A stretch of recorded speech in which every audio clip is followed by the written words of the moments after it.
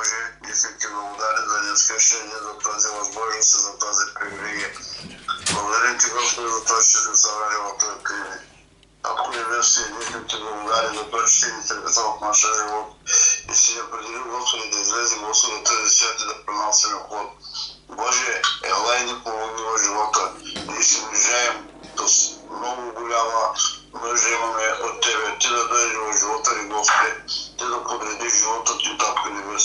Само тогава ще има успех, само тогава ще има, Господи, смисъл в живота, когато Ти си в живота. Ела и заживей на по-разно сърцата ни, Господи. Ела, може и на поста и направлява ни, Господи, насъчвай ни, води ни, води свети там, къде. Защото, Боже, ние искаме, Господи, всяко нещо, което ни правим. Не искаме от Тебе мъдрост, може да дадеш мъдрост, за да може, Господи, да получим благословението от Тебе. За да се случат, Господи, нещата по добрият начин. Боже, благодаря Ти за пастор Суко Семейство. Боже, благославим в името на Исус. Благославим, Господи, в името на Исус. Боже, ние си моля за Твоята намеса, за Твоята подкрепа и за Твоята, Боже, съвършено изцеление, Господи. Ние си моля, Господи, за семейството на брат Николай, Господи, ние го благославим в името на Исус. Боже, Ти знаеш нуждата, знаеш проблема, знаеш трудността, Господи, през който преминава. Но, Господи, нека да разберем, че това е едно изпитание, Господи, което Ти прекарваш, за да не изпитваш, Господи, колко ние сме близо до Тебе, Божи свят. И дали, Господи, ние ще Те търсим, Господи, и Ти търсим всякогаш, защото, Господи, Ти всеки ден си нужен в живота. Така както хляба е нужен в живота, така, Господи, и Ти си ни нужен в нашия живот.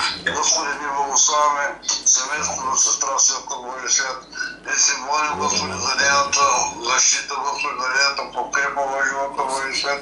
Господи, Ти знаеш, Господи, нейният живот, Господи, през какво преминава. Може да ни се молим в името и кръвта на Исус Христос, всяка наша греха, всеки ни проблем, всяка една мъжотия, Господи, да се втели от нейния живот. Може моля си, Господи, и за семейството на брат Господи. Боже, благославяме нашия брат, наистина, Боже, че му дай мъдрост. Във всяко нещо, Господи, с мъдрост да взема решение, Господи. И наистина най-вече, Господи, до уповава на Тебе. Моля Ти, Господи, за тези, които, Боже, не са влязали. Моля Ти, Господи, за тези, Господи, които не са влязали, Господи, като сестра Петка, Господи, като брат Валя, Господи, сестра Тинка, Господи. Моля Ти, Боже, моля Ти, Господи, благослови ги, Господи, сега. Ти знаеш и те през какво преминават. Вярвам и знаем, Господи, че те са, Господи, те търсят лицето Ти, Господи. И вярвам и знаем, че Твоята ръка, Господи, даде поводена ваша си Божия ръка, Господи. Те ще се докоси и ще извърши нуждата и потребата за всеки.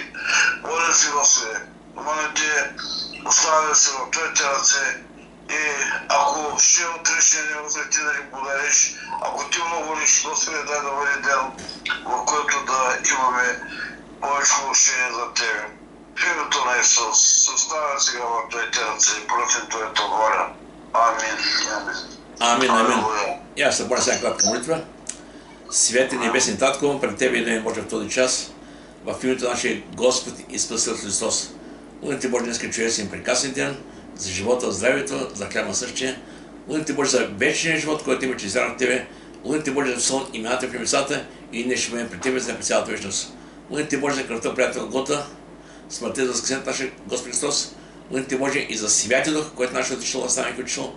Молим за Словото, което чрез което ни даваш вяра, учиш как да живеем, как да се обхождаме. Сега Те моля, Татко, благослови Словото Си, нека Словото Ти да не се върне празно, но да извърши това, за което да свърши този час. В името се молих Твоя, Боже. Амин, Татко. Амин, Боже. Слава да бъде на Господа, спете ми, хвалите, ако учите. Днес да Божията за помощ, като така да загатна в една тема. По-скоро темата ще бъде да живеем за Христос, привилегия и отговорност. Защо казвам тези неща? Много често днес човек, когато отваря Словото Божие, ние се радваме на това, което имаме в Господа. Словото Божие каже, че ние сме Божии лица. Когато приемем Бога, когато не се вярваме в Него, Ние си Божии и са така, както Словото Божие. Не знаем, че нашите грехове са пустени. Знаем, че сме са наследници Христа за Божието царство. Знаем, че имаме вечен живот. Знаем, че Бог е с нас. Знаем, че Духа е в нас. Това са много хубави неща, които наистина знаем и ги изповядаме. Обаче, това са привилегии, това са хубави неща. Но има и християнство, има и отговорности. Наистина, не може само да приемем, а в същото време, така и аз, това ми стига, аз искам нищо повече. Едва не искам да върши нищо. Значи сега, днес ще приемам в Словото Божие, в първия на 2 глава, 6 казва така. Който каза, че пребъда в него, сам е длъжен да ходи както е ходил Христос. Значи този, който каза, че лозата е пръчка, що си е пръчка на лозата, не само приеме, не само случило там, ми има отговорности. Каза, който пребъда сам е длъжен, това е вече длъжност, която си трябва всеки от нас да се съобразява и да живее. Сега, много важно е живота, който живеем, да отразява този, в когото вярваме. Защото вижте, понякога нас се стига да приемем това знание, да го трупаме, казваме, аз колко много знам, колко също добре. Да, това е хубаво. Библията казва, че знанието е добро, защото после каза, моите люди умират поради няма незнание. Това е наистина една опасност. Ако човек не знае за Бога и прикара живота си без Бога, заминава в ада. Това е за жалост. Без значение кой е придобил, без значение как е живел, без значение какво е имал, кой е нямал. Това няма никакво значение. Много се казва това, което човек придобива на тази земя. Имот, семейство, кола, пари, богатства, всичко това са неща, които се касаят този живот на тази земя. За небето още няма никаква стойност. Семейство, Словото Божие каза, Матей 16:26, какво ще ползва, ако спечелиш богатството на цялата земя, а загубиш живота си? Какво ще дадеш за земя на душата си? Това е интересен въпрос. Това е въпросът на въпросите. Може да имаш всичко, може да си способен, може да имаш таланти, може да имаш дарби, може да се справиш с много неща в този свят. Обаче, най-важният въпрос, ако пропуснеш Христос, пропускаш вечността, разберете ма. Затова Словото Божие казва на Евреи 3:15, ако днес чуете гласа му, не закоревявайте сърцата си. Исаия 55 казва така, търсете Господа, докато може да го намерите, призовавайте го, докато е близо. Това какво значи? Всеки един човек преминах през тази земя и да време, когато Бог идва при него, има шефа, говорим сърцето. И въпросът е, човек трябва да има уши да чува, да има сърце, което да отклика към Господа. Амос 5:6 казва така, потърсете Господа и ще живеете. А Еремия 3:9 казва така, и ще ме потърсите и ще намерите, когато не потърсите цялото сърце. Тук е въпрос и отговори. Значи от нас се иска, разбира се, от нас се иска да потърсим Господа. И мога да кажа като цяло, че Твореца иска творението му да потърси своя Създател. И това е наша лична отговорност. Бог е промисъл за всичко на тази земя. И за вечността. Но въпросът е дали човек избира вечността, това е, че всеки там трябва да се сговори. И искам да кажа, че живота с Христос има много хубави привилегии. Казах при малко. Ти си Божие дете, ти си храм на Бога, съседен с Христос. Ти си наистина имаш благословение в Словото Божие, които са дадени за тебе. Имаш вечен живот. Има много неща. Обаче има и отговорности. Не искам да говоря точно това. Самия апостол Павел, Словото Божие казва така. В Галатяни 2:20. Това е неговата изповед. Това, което вярва, той го заявява. И казва така. Страстта с Христа. И сега, че няма живее, но Христос живее в мене. И животът, който го живее сега в тялото, живее го с вярата, която е Божий Син, който ме взиме и предаде себе за мен. Трябва да живот. Сега казва така. Страстта с Христа. Какво значи това? Сега, апостол Павел при 2000, когато е на кръста, Христос извинете на кръста, апостол Павел не го е познал. Не умрял с него. Но, когато се среща с Господа, като прие Господа, като спасил вече и разбава истината, той реално с кръщението заедно каза, разпа с Христа и сядва, той каза, аз вече не искам да бъда това, което съм. Не искам да живея този живот, който съм живял преди. И това става, имам това е истинско покаяние. Разбираш кой е той, разбираш кой е направил за тебе и ти искаш да бъдеш като него. Значи искам да кажа, че моделът на християнина нарича Христоподобие. Ние не искаме да пречим на човек, на този наози около нас, някой, който е много добър. Напротив, нашия пример е Христос. Самия апостол Павел казва така, в Тимотей казва така. Исус Христос дойде, умря за грешите, от които най-големият съм аз. Към интересна от апостол Павел, такъв свят живот е живел, Той каза, той се вижда като най-голям грешник. Защо? Когато погледнем към Христос, винаги се вижда, че нищо от вас не е наред. Винаги Бог ще ни изявява да можем полека-лека, стъпка в стъпка да вървим напред. Ако човек се вижда самодоволен, самодостатъчен, всичко бъде 100%, това е голяма грешка. Винаги живота ще има някои неща, които трябва да се подобряват. Плодовете на духа, дарбите било, таланти. Бог знае, винаги ще ви дава възможности чрез изпитанията, Бог на дисциплина, да подобри небе. Така че християнът върви в един път, в който ще има и благословение, ще има изпитание, ще има хубави дни, ще има и скърби. Това няма как. Това са неща, които вървят в християнството. Самия апостол Павел каза, когато създаваше църкви, през много скърби трябва да приемем да отидем в Божия царство. Това е самата истина. Самия Христос каза, ако мен не гониха и ваши ще гонят, ако мен не приемаха, аз не я приемат. Това са реални неща. Така че християнството не е цветя рози или ходим по кълдъръм или някакъв килим. Християнството има много хубави неща. Има понякога и скърби, има понякога неприятелство, понякога изпитания. Но вижте, в Словото Божие, а в самия апостол Павел каза, което е важно.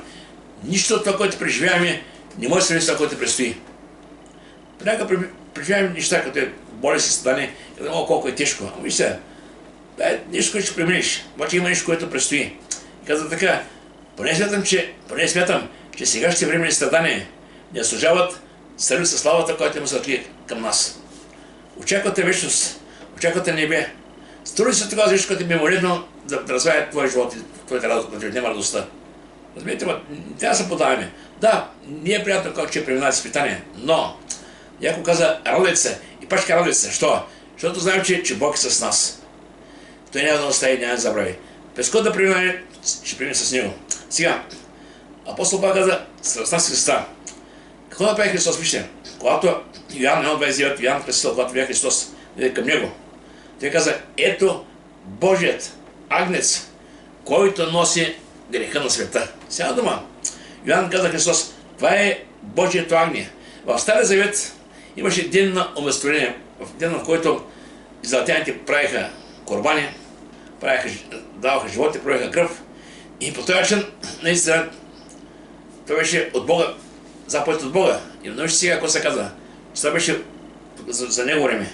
И казва така, но в тези жертви всяка година става само спомен за греховете. Защото не е възможно кръв от един от козин да отмахне и никакви грехове.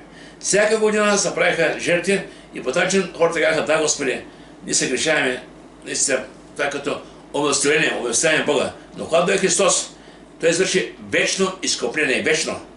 Веднъж за една вече няма нужда от корбани, няма нужда от жертви. И Словото Божие казва така, с тази воля ние сме осветени чрез пренасянето на Христово тело веднъж за винаги. И това е вечната жертва, това е Божието агне за нас. И после казва така, защото си един принос, той усъвършенствал за винаги онези, които се освещават.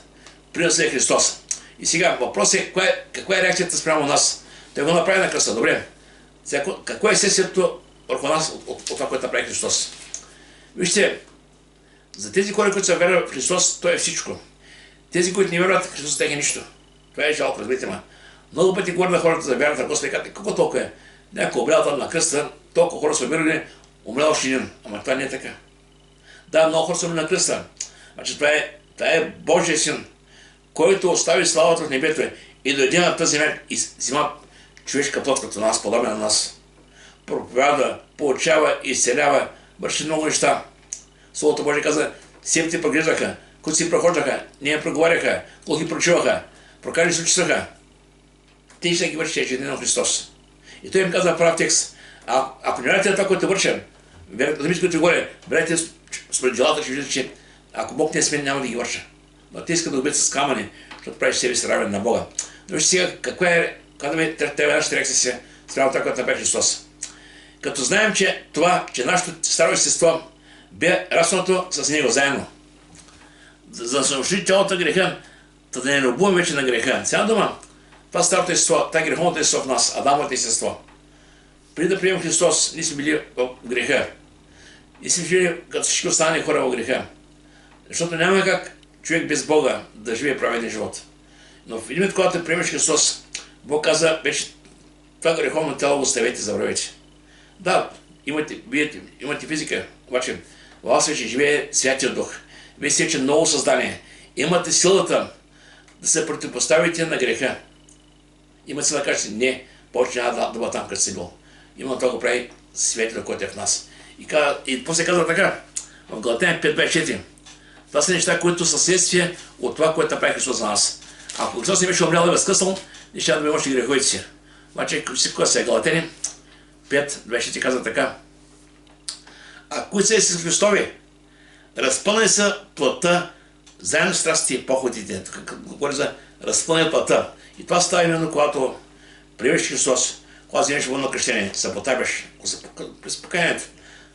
Потапяш се водата и по начин умреш за стария живот и се възкръсваш за нов живот. Затова в Колосяни 3 глава, 2 стих апостол Павел казва така. Мечтете за горното, а не за земното. Ако преси мисъл за земното, къщата, колата, жената, децата, парите, вилата, всичко това, което е на тази земя, това е било първо място. Вече първо място е Христос. И после всичко останало. Самото Слово Божие казва така, търсете първо Негово царство и Неговата правда. Всичко останало, което е потребно, Бог ще го прибави. И сега казва така, защото умряхте и животът ви е скрит с Христа в Бога. Кога умряхме? Когато приехме Христос, ние умряхме за стария живот.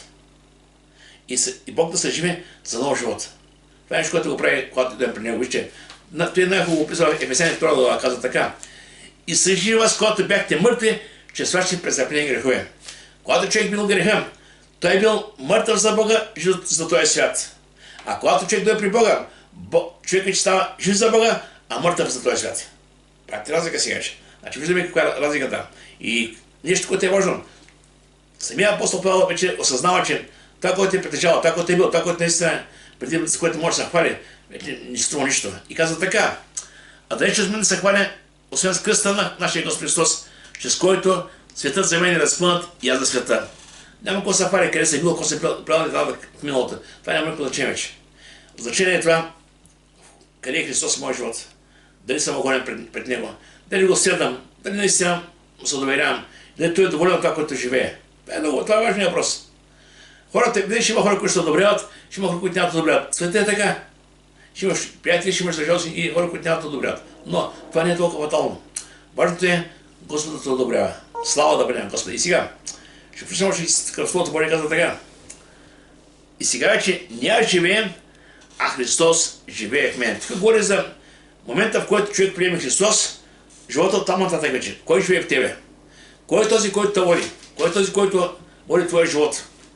Ако преди когато не си познал Господа, азът, това е твоето аз, личността ти, тя е била водеща в този живот. Но когато приемеш Христос и го поканиш, той вече взема място в сърцето ти.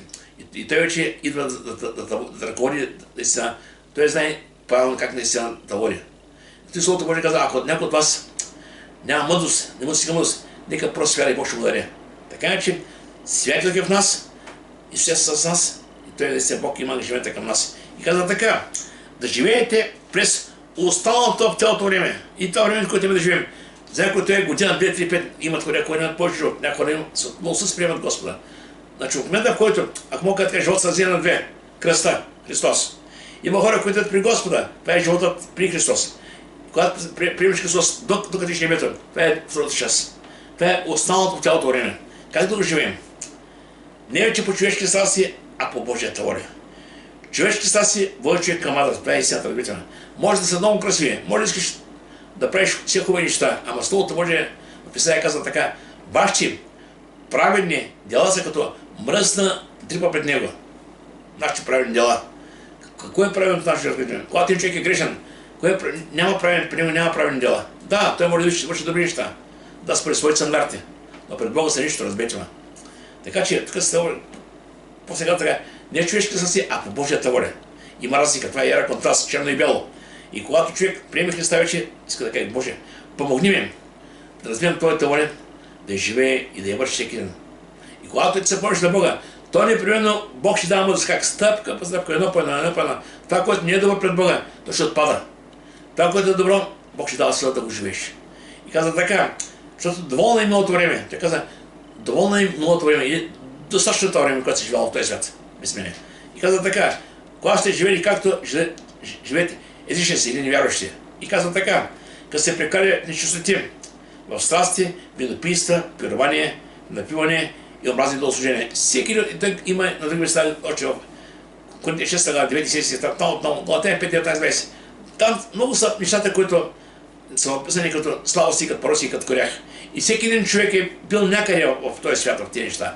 Обаче, някой ще каже, добре, как наистина да бъда сигурен, че бидейки там, Бог ме е приел, че Бог ме е просил, че Бог наистина ми дава шанс за нов живот.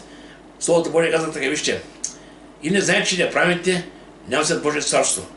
Дейца лъга, нито блудници, нито идолопоклонници, нито прелюбодейци, нито малакийци, нито мъжеложците, нито крадците, нито сребролюбците, нито пияници, нито хулителите, нито грабителите няма след Божието царство. Списъкът е много голям. Някой ще аз съм бил някъде там вътре.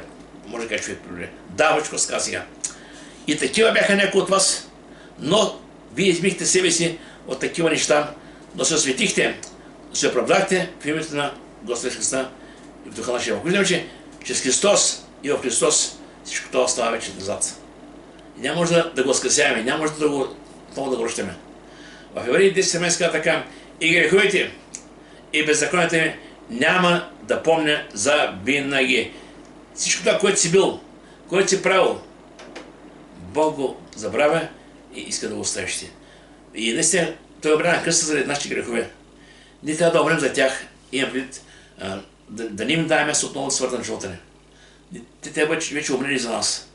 А ако ние приемаме Христос, продължаваме да живеем с тези неща, да скъсяваме мъртвите грехове, ако мога така, слабости, пороси, то тогава направо сме поправили Господа, разберете ме. И сега, в Словото Божие тук говори за миналото време при Христос и останалото в цялото време, това е след Христос. И сега има, почти всяко едно послание, апостол Павел писа тези неща, защото са важни са. Сега в Първо Солунци 5.9 казва така. Първо Солунци 5.9.10. Защото Бог ни е определил не за гняв, но да получи спасение чрез нашия Христос. Не за гняв, вижте сега, що ви казвам тези неща. Понякога има някои християни, които така мислят, че Бог е там някой носен старец, който последно ги не са греши да шаморса, да кара под масата, да накаже да преби. И понякога мислят за Бог като един някой, който е много строг и гледа само от високо да наказва. Не, това не е Бог. Вижте, близко към Бог е любов. Макар че като Бог е любов, Бог е справедлив, има и Божий гняв. Това е всичко. Бог е добър, Бог е милостив. Но въпросът е, Божията любов е тази, която наистина беше причината Христос да е на тази земя, защото Бог не обича. Словото Божие каже, защото Бог толкова възлюби света, че даде своя единороден син, за да не погине не един, който вярва в него, но да има вечен живот. Понеже Бог не е предал сина на света, да съди света, но да бъде светът спасен чрез него. И тук се казва, Бог не бъде не за гняв, едва не да съди негови гняв, но да получим спасение чрез нашия Господ Христос. Значи, виждаме, че Бог ска тези, които чуват Словото Божие, тези, които да приемат, да имат надежда за вечен живот. И казва така, който умря за нас, тъй, защото било, че сме живи или сме починали, да живеем заедно с него. Сега това дума починали, сега дума хора, които са се преминали. Разбира се сега, когато говорим за хора, които са починали в този свят без Господа, казваме, човек умря и се отърва. Много също неща. Когато някой човек е болен и казва, по-да умря и се отърва. Не съм да кажа, че вижте, отърване няма. Този, който е умрял Христос, той ще бъде в небето при него. Този, който е умрял без Христос, ще бъде в ада и огненото езеро. Това е истината. Та са прав. Къде е прав, ти си го казвам, Словото Божие не го казвам. И сега, тук Словото Божие казва така, живи или починали. Тук става дума, че дали си жив или си принуден при Бога, той е твой Господ. Той умря за тебе, да можеш да имаш вечен живот. Ще дай един пример с Словото Божие. В Лука 20 глава, Исус бидейки на кръста, от двете страни имаше двама разбойника. И в първо в Евангелието на Матей пише, че двамата разбойника, заедно с всички останали, които бяха там, хулиха Господа, подиграха му се и те казаха, ако си Господ спаси и нас. Други му удариха шамари и казаха, познай кой те удари. Други му дадаха оцетна свобода. Той беше наистина, те му се подиграха. И той каза, Отче, проси им, те не знаят, що вършат. И тук се виждаме тези двама сега, наши приятели, след две страни, двамата, como така разбойници. И стоих там в страни, двамата хулиха Господа. И по един каза, чакай, ние с тебе заслужаваме да бъдем тук. Обаче той е Господ. Той нищо лошо не е направил. И тогава се обърнал към него и каза така, Господи, Исусе, спомни за мен, когато дойдеш в царството си. Това беше неговата молитва за покаяние, едно изречение. Сега, през Господ познаваш този човек. Господ познава всички. Господ може да му каже, виж, приятелю, тебе си само не мога да взема, защото ти си такъв. Тя каже, че смъртта кръст беше най-позорната смърт. На смъртта кръст бяха хората, които бяха за най-лошите грехове. Има си такава смърт, беше взимал нашия Господ по себе си. И тези хора, той може да каже, ти си убиец, ти си измамник, ти си кралец, Исус може да каже много неща на този човек. Но той всичко това спести. Той му каза така, Исус рече, истина ти казвам, днес ще бъдеш с мен в рая. Кога днес? Той е на кръста, кога ще бъде в рая? В момента, който затвори очи за този свят, за този живот, ще го отвори в рая. Това е каза днес. И аз искам да кажа, че това е моята вяра, която изповядвам. Всеки един християнин, когато затвори очи за този свят, ще го отвори при Бога Божието присъствие. И това е нашата вяра. Каза, ще бъдеш в рая. Не е някъде на друго място. Не е някакво чистилище и някъде на друго място. В рая. Това е място, където е Бог. И това е нашата надежда. Няма да се обесърчаваме. И сега, самия апостол Павел в Коринтия 15 глава казва така, 15-19, че нашата вяра трябва да бъде се основава на Божия стол и да вярваме на това, което има в небето и което е подготвил Бог за нас. Не само за тази земя, но и за там. Знаете, понякога съм чул, когато някой казва, искам така, на тази земя да мина така мирно, тихо, спокойно, да имам добро семейство, да имам хубава работа, да имам пари, да имам благословен, да няма проблеми, да са други неща, но ако пропуснеш целта, Христос и вечността, тези други неща може да ги имаш, добре, но другото, какво става? Другото. Важното е Исус да бъде на първо място в твоя живот, да бъде поканен в тебе. Другите неща, да, има и сервицията, работи се в тях, но първо трябва да бъде Исус на първо място. И казва така, ако само в този живот се надяваме на Христос, то от всички човеци сме най-много съжаление. Ако само в този живот. Ако ние само се возим на Исус, само за тази земя. Господи, дай ми работа. Ето ти работа. Господи, дай ми добри финанси. Ето добри финанси. Господи, дай ми да имам къща. Ето къща. Господи, дай ми кола. Ето ти кола. И в един на другия живота свършил. Кой става? Къща, колата, кой ще спаси? Разберете ме, Господ трябва да бъде поканен на първо място. Всички други неща, нека да ги искаме и към тях. Обаче знаем, че Бог иска да бъде на първо място в нашия живот. Помните Авраам, имаше син, нямаше и сега дълго време. Беше само по 100 години, когато Бог му даде син. И той толкова много обича сина си, че времето, което прекараше с Бога, вече почти завършило. Беше занемало. И тогава Бог каза, Аврааме, ела така, дай си сина, когато любиш, каза. Дай сина. И Авраам какво направи? Авраам навери глава, вземайте си отиде. И Бог каза милост, знаете историята. Когато съм накъде, не дейте поставя нищо между вас и Бога. Нека тази връзка никога да не прекъсва. Да няма причина, която да стане между нас двамата, между теб и Бог. Всичко е друго е хубаво. И семейство, и работа, колата, жената, и сада. Това е всичко е хубаво. Обаче не прекъсвай връзка с Бога. Това е най-важното в живота. Вижте, всички неща са важни, но това е най-важното. И нещо, което е важно. Приемем Христос, че Словото Божие казва, означава да ходим в нов живот. Не е живот, който сме жили преди. Сега като кажем нов живот, това не значи се мъчиш да срещаш една нова греха и си кажеш, аз съм нов. Не. Това е камуфлаж. Нов живот, именно живот, който е на покорство на Бога, живот, в който духовното е на първо място, после е физическото. Самия апостол Павел казва така, ние не гледаме невидимите неща, които са времени, а невидимите, които са вечни. Това е живот на вяра. И сега, това е сега в Римляни 6 казва така, тъй, защото както Христос бива възкресен от мъртвите, че слават на Отца, така и ние да ходим в нов живот. Причината за този нов живот е този, който умря на кръста, този, който възкръсна. Иначе нямаш как да стане. Без Христос няма нов живот. Човек може да иска да подобри стария си живот, но това е по-човешки. Не става. Но когато човек приеме Христос и го покани в своя живот, промяната става. Няма как този вечният Бог, който е създал небето и земята, дойде вътре в тебе да живее и те бъде същи. Не се получава. Ще има промяна и ти да правиш бъдеш добре. Така че, първо да поканим Христос. И когато поканим Христос, вече ще има друг облик в живота ни. Слава да бъде на Господа. И сега, във 2 Коринтияни 5:17 казва така: ако е някой в Христос, той е ново създание, старото примена, ето всичко става ново. Как става? Виж, Колосяните 12 описва точно така. Погребане с него в кръщението. Значи кръщавайки се във водата, ние символично се погребаме за стария човек.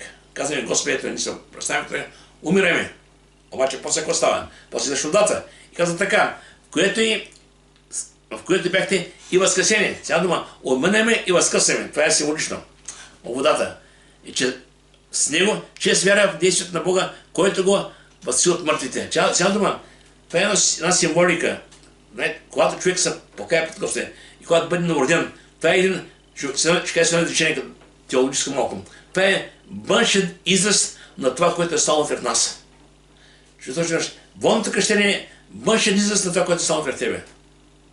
Ти си се покаял, приел си Господа, ти си спасен.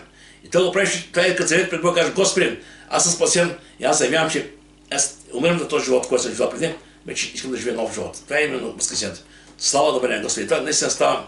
И когато човек приеме Христос, и когато наистина приеме вече нов живот, Словото Божие казва така, в Римляни 6:11 казва така: считате себе си мъртви греха, а живи към Бога. Тук много се казва: погребани с Него, възкресени с Него. Мъртви за греха, живи към Бога. И наистина това е нещо, което е важно. И знаем, че този, който възкреси Христа от мъртвите, и днес ще се живи нашите мъртви тела. И това става на всеки вяра в Него. Римляни 8:11 казва така. Римляни 8:11. Ще стиховете са много така силни. И ако живее във вас духът на този, който е възкресил Христа от мъртвите, то същият, който възкреси Христа от мъртвите, ще съживи вашите мъртви тела чрез духа, който обитава вас. Чрез духа, чрез Словото Бог съживява. И аз съм виждал много хора, които са съдени на Господа при Бога в църквата, рухнали от всякъде. Духовно, физически, от всякъде рухнали, нямат живот, нямат вече, губи се инстинкт за живот, няма да остат от нищо. Обаче, идейки при Господа, Бог се живява, Бог им дава нов живот. И Бог се наистина да има вече живот с тях. И когато човек започне да има разговор с Бога, връща се радостта му от Господа, връща се надеждата му. Вече знае, че Бог е този, който образа на кръста. И той наистина има надежда. И това е нещо много важно. Дявол иска да безсърчим. Йоанна 10 иска така: къде се идва да откамне, за кой да погубим? А Исус каза: аз дойдох да имате живот и то изобилен. Значи, без Бога човек е прибит в този свят. От проблеми, от нужди, от греха. Зато и Словото Божие казва: елате при мен отрудени, обременени, и аз ще успокоя. Нищо от този свят не може да се успокои, освен Господа. И той казва така. После ще взема в 1 Коринтияни 6:14 казва така: а Бог, който е възкресил Господа, ще възкреси и нас със силата си. Някой пита там как ще стане това. Не се вълнувай как ще стане. Това го ще прави Бог, това е Божия работа. Ти знаеш кога се роди? Как се роди? Знаеш ли, нищо не знаеш? Просто това е бил Божий план. Във времето ти се родил, защото си на тази земя, чрез мама и тати, и Бог ти дал живот и сега живееш. И всеки не е подарък от Бога. Така че, кога ще стане това, не вълнува. Можете да има надежда, че Бог и днес ще възкреси. Ще умрем за този свят. Ще отидем. Обаче там ще бъдем при Него. И там ще имаме вечен живот. Слава да бъде Господа. И после ще пришъл сега в Коринтияни. 2 Коринтияни 12:4. За така. Това са много силни стихове. Искам така да ги насърчаваме, да се насърчаваме. Защото при че той беше разпънат в немощ, но пак живее чрез Божията сила. И ние също сме немощни в Него, но ще сме живи с Него чрез Божията сила спрямо нас. Виждаме, че плътта е немощна, но духа е бодър. И Словото Божие, когато помните Исус, когато беше в Гетсимани, се молеше, когато се върна при учениците, те бяха заспали. И той каза: как не можете един час да постоите?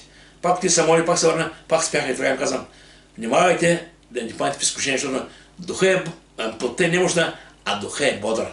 Това, което е важно, не е тази плът, който е мира, важен е духът, който е в нас, който живее. Слава да бъде Господи. И сега, така още малко ще говоря, така Словото Божие казва така, във 2 Коринтияни 5:14-15. Има нещо това, което направи Бог за нас, което ни намотивира да живеем нов живот. Това е нещо, което е правил Христос. Това е мотивацията. Защото Христовата любов ни принуждава, като съзнаем така, че понеже един млада всички те че са умрели. Христос умря всички хора. Всеки един човек от Адам и Ева до края на света, неговите грехове са створени на Христос. Обаче за жалост не се спасяват. Защо ли? Спасението е само за тези, които го приемат. За жалост има хора, които наистина преминават през тази земя, без да се интересуват къде ще летят. Не ги вълнува нищо. Не казват, сега ще яш пипа, какво ще стане тогава? Това е нехайство за животите. Не можеш да не нехай за твоя живот и да чакаш да мисли за тебе. Няма да се получи. Всеки човек сам трябва да се замисли това. Откъде съм дошъл, на къде пътувам и ако има Бог, какво губя или какво печеля. Това е истината. И ако има Бог и там столът Бог казва, че има ад и рай, защо трябва да умирам? Защо трябва да пада? Мне не по-добре да повярвам Господ да бъда спасен. Всичко е толкова елементарно и просто. Иска се наистина малко да се замисли човек и да приеме Христос. Казва така, защото Христовата любов ни принуждава. Като ръждаем, че Той умря за всичките, че са умрели и че Той умря за всички. Да живеете, че живите за себе си. Но за тези, който умря възкъснал. Какво ли живите? Да говори, че тези, които дойдат при Господа, Той се живява, дай нов живот. И то наистина, живота, който е в нас, вече да почваме наистина вече нови ценности, всичко ново. Вече не те вълнува този свят, къде отива. Вълнувате единствено да бъдеш угоден на Господа, да кажеш, Господи, помогни ме наистина да живея с вяра в Тебе.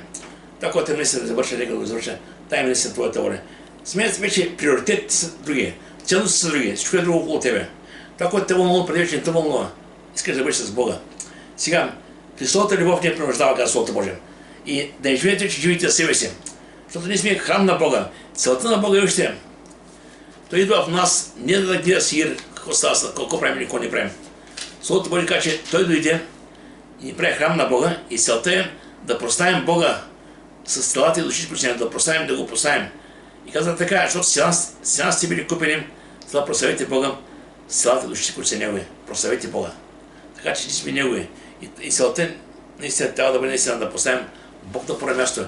И после, Рима 6:12, тук да един много хубав неща се казва така. И тъй да не царува греха в вашето смъртно тяло, да се покаяте отново неговите страсти. Сега да бъде. Не връщайте греха отново вашия живот. Аз така много пъти. Представете, че тук във вас вътре има един трон. И там преди е стоял Азът, това си бил ти. И Азът се грешава много често. Взима неправилно решение, върши неща, които после се грешава, после се съжалява. Това е Азът, това е човека, старата природа.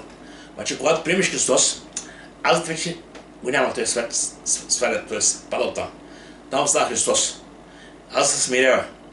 И когато там стои Христос, вече виждаш нов живот, нови ценности, всичко ново. Обаче тук има една опасност. Ако човек почне да сгордява, Азът отново отива там. И греха се връща отново живота ни. Като ти каза да не срува греха, значи това. Няма как на един трон да стоят Азът, греха и Христос. Няма как да се получи. На трона стои само един човек. Само един. Това трябва и Христос. И сега, важно е наистина за нас като цяло. Словото Божие, Римляни апостол Павел каза така: живеем ли, умираме ли, Господни сме. Това е много важно, това е наистина много така, много силен стих, какво значи това? Живеем ли, умираме, никой иска да умира. Не когато за умиране, има предвид, живеем на тази земя или продължаваме живота си там, ние сме вече Негови. Казва така, защото никой от нас не живее за себе си и никой не умира за себе си. Сега ще кажа, защото така. Този, който е Христов, живее за Христос и ще бъде с Христос. Този, който е на този свят, живее с греха. И дявола говори, той е Негов. И той ще продължава да бъде Негов и в ада. Това е истината. И казва така. А за Христовите съксените казва така. Понеже ако живеем за Господа, живеем. Ако умираме за Господа, умираме. И тъй, живеем ли, умираме, Господни сме. Това, че животът е предаден Него. На тази земя ще живеем живот, 70-80 колко теми. От това така преминаваме и продължаваме с Него. Вечността. Това е, значи виждаме, че за християните има надежда. Има бъдеще. И да се това го прави Христос за нас. И сега, в Словото Божие казва, че Йоанна 12, а уния, които го приеха, Бог даде право да се нарекат Божи чеда. Това става от Бога, разбира се. Идем при Бога. Бог ти прощава греховете, но раждане и ни прави Негови чеда. И е нищо повече. В Словото Божие казва, че Той ни запечатва. Това е сигурността, която прави Христос. Запечата ни за деня на изкуплението. Каза така, в когото и вие, когато числото на истината, срещу благовестието на вашето спасение, когото и като повярвахте, бяхте запечатани с обещание Святи Дух. Запечатани. Значи, тук мога кажа като един съд, който е запечатан, за там, за небето. И никой не може да го отпечата, защото когато той го зори. И сега, когато става дума за как да отразяваме Христос на тази земя, това е много важно. Ще дам така и пример следващия. Слънцето, луната и земята, аз си го казах, пак ще повторя това нещо. Сега, слънцето има силна светлина. Луната няма никаква светлина. Луната е като огледало. Луната взима светлината от слънцето и я отразява към земята. И ние виждаме луната свети, те няма светлина. Сега, ако се не каже сега. Бог свети, църквата трябва да е като огледало, което отразява светлината на Бога към света. И сега дома, хората трябва чрез нас да виждат този, който свети в нас, този, който отразява нас, този, който живее в нас. И сега тук Словото Божие казва така, в Йоанна 18, никой, когато не е видял Бога, и едно си, който е в Отца, той го изяви. Ако Син дойде да изяви Бога, ние като църква сме, вече не се имаме тази отговорност, тази задължност, да показваме на хората кой е Христос, кой е Бог. Слава да бъде на Господа. И сега, така за край ще кажа някой там. Апостол Павел каза нещо много интересно. Той знаеше кой има в небето. За нас разлика не знаем само това, което четем Словото Божие и го вярваме. Но той отиде и той го видя. И той говори като един човек, който е бил там и казва така, вижте каза сега. Значи представете един човек, който е бил в небето, видял всичко с очите си и казва така. Защото за мен да живее е Христос, а да умря придобивка. Само да придобивка значи нещо много добро, много по-добро. Тази става стои живота на земя, удостата придобивка, това е при Христос. И каза така, но ако живее в тялото, това значи плод от тялото ми. И така ще да избере знае. Сега дума, той каза, ако живее на тази земя, ще има плод, което е за вас добро. Но каза така, но съм натясно между двете, понеже имам желание да отида да бъда там с Христос, защото това би било много по-добре. Интересна работа. Кой може да каже, ще е по-добре? Този, който веднъж е бил там. И който наистина е вярван 100% като апостол Павел. Но да остана в тялото е по-нужно за вас. Да остана в тялото, защото те завършим. Там е супер хубаво място, обаче тук на тази земя той беше необходим на църквата. И затова не се каза, не знам как ще да избера. Слава да бъде на Господи. Когато говориш, даже описва кога е бил там, на това място, наричано небе. И тук пише, така накратко обяснява, това място само ще прочитам. В Коринтяни, 12 глава каза така. Познавам един човек в Христа, който преди 16 години, безвестен до третото небе. И такъв човек познавам, който е безвестен в рая. И чуя незрими думи, които на човека не е познат да изговоря. Не ми не стига това, че апостол Павел учил там, видял всичко, кой да я каже, той каза, дойдох, видях и казвам, че там е много по-добре, отколкото на тази земя. И аз искам да бъда там. Това каза апостол Павел в прав текст. Така че, и самия апостол Павел пише в Коринтяни 2, така че Бог е приготвил на небето нещо, което на човешки ум и сърце не е дохождало. Ще прочета сега само сега. Аз пред както е писано, каквото око не е видяло и ухо не е чуло и на човешки сърце не е дохождало, всичко това е приготвил Бог за тия, които го любят. А нас Бог откри това чрез духа, понеже духът изтрива всичко, даже Божие дълбочини. Слава да не виждаме какво става тук. Нещо, което няма как. Поне го питат брат Фари, кой ще бъде небето. Ма кой да е, как да е така, кой ще бъде? И на тази земя, с нашите ограничения, не може да спрямим всички неща, които виждаме. А колко повече небесните. Сами си казва Словото Божие, аз си говоря по-човешки, не ме разбирате. Ако говоря за небесни неща, кой ще разберете? Така да Христос на църква си. Така че, ние вярваме в това, което Бог има за нас. Самия апостол Павел, Словото Божие казва така, наближаваше края на светилата земя и казва така, под всякото доброто вестване, пътя свърших, вярата пазих. Цената да пазим наградата. Значи виждаме път, вяра да пазим и наградата, което е много важно на небето. И сега, още една място апостол Павел говори колко трябва да жадуваме и колко трябва наистина да купим за място наричано небе. Сега тук Словото Божие казва така, защото знаем, че ако земния дом се развали, има пред тялото ни, имаме дом от Бога, знание на небесата, дом неръкотворен вечен, това говори за небето. И казва така, понеже да казвам сме от растение, то предпочитаме да сме отстранени от тялото и да бъдем отдъл при Господа. Това е тяло, то заминава рано или късно. Но важното е това, което отива при Бога, нашия нов човек. Да бъдем от дома при Господа. И сега искам да завърша всяко неща. Това, в което вярваме, говори и показва това, което сме. И това, което сме, се вижда ясно, че с това, което живеем. Йоанна 14:6 само Исус каза Словото Божие: аз съм пътят, аз съм истината, аз съм и живота и никой не дохожда при Отца освен чрез мен. В ден 14 апостол Петър каза така: и няма друго име дадено между човеците, че се спасим. А Евреи 1:6 се казва така: без вяра не е възможно да се угоди на Бога. И когато приемем с вяра Христос, с вяра Бога, все святое стане Божий деца и съвсем с Христос, така казва Словото Божие. И това, което е вече живота ни е, така че праведният ще живее чрез вяра. Нека Бог да благослови, нека да има вяра, че и ние наистина живеем при Него, но живота, който живеем на тази земя, нашата длъжност е да отразяваме, да показваме този, в когото вярваме. Нека Бог да благослови. Гале! Святи небесни Татко, пред Тебе стоим, Боже, в този вечерен час. Благодарен си, Боже, за това слово, което дойде към нас. И аз сега те моля, Татко, нека това слово да стане сърцата ни, Господи Боже, нека не се покажем от това, което става по лицето на земята. Ето стават земетресения, наводнения, бедствия, войни и колко много лоши неща, които стават